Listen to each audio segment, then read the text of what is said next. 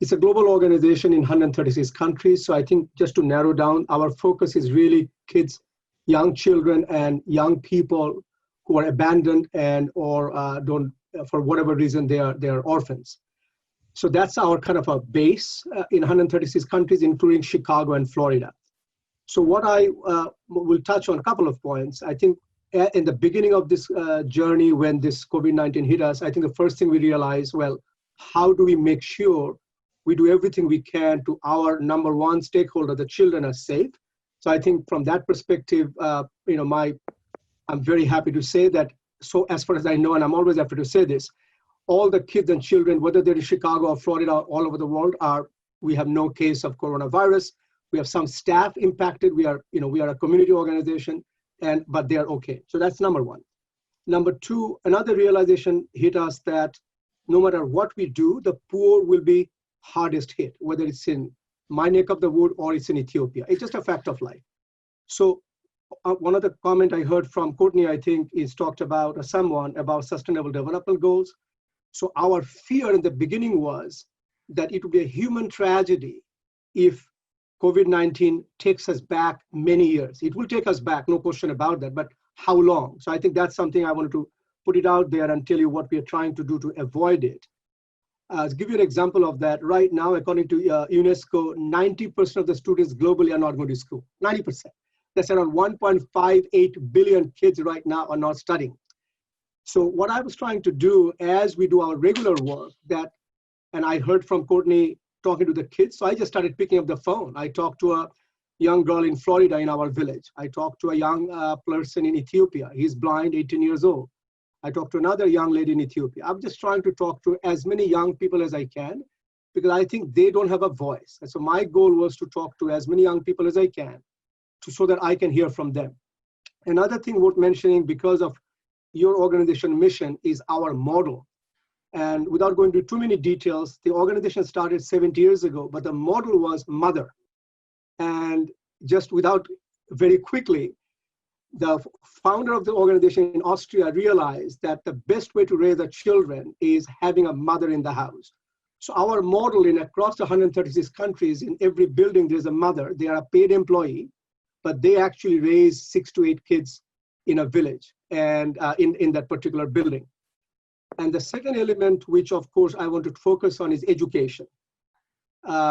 If you look at the education statistics of foster care kids in the United States, the high school graduation rate is around anywhere between 30 to 40%. The high school graduation rate for our kids in Chicago and Florida is 100%. And all credit, of course, credit goes to the student, but I met a lot of mothers across the world. All credit goes to this unbelievable human being, their mothers, raising not their own kids, 8 to 10 kids, and some of them are physically handicapped, all the challenges that comes with it. So I think our focus now, as in this crisis, is how do we ensure that we at least prevent as much as we can.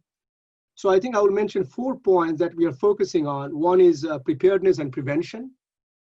Second is child protection and health, mental health. That's a huge issue for us as well. Number 3 is education and youth employment.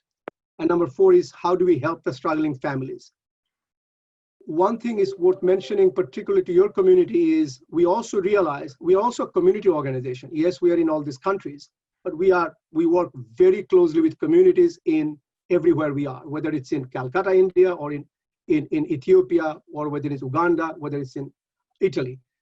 And we are everywhere. So we have villages in Italy, we have villages in China, and I actually having a call with our Italian group for our community opened up here to make sure that we can learn from them.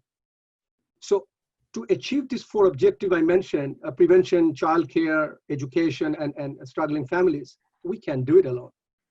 So what we realized at the get-go, that we also have to strengthen our community work more than what we have done before. That means not just our own employees, 40,000 employees, but beyond our employees. We are doing it, but we need to do a better job.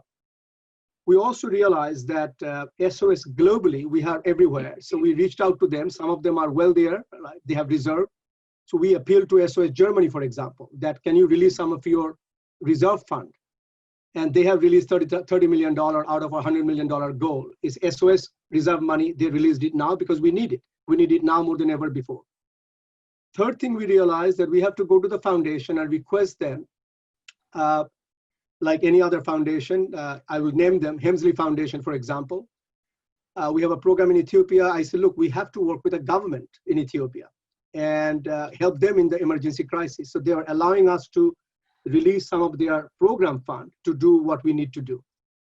And last but not the least, of course, is making sure that we are reaching out to our community, just like you are doing here, our donor base, whether they are companies, whether they are individual, whether they are, foundations and whatnot. So I'm going to pause here. Happy to answer any questions. So 4 focus we have, and my learning from these kids, maybe that's a relevant comment. Of course, like anybody else, even in the Second World War, I think if you go to Peru or go to South Africa, they may not be involved. But right now, every kids I talk to, they know more about coronavirus than you can possibly imagine. Everybody understands this.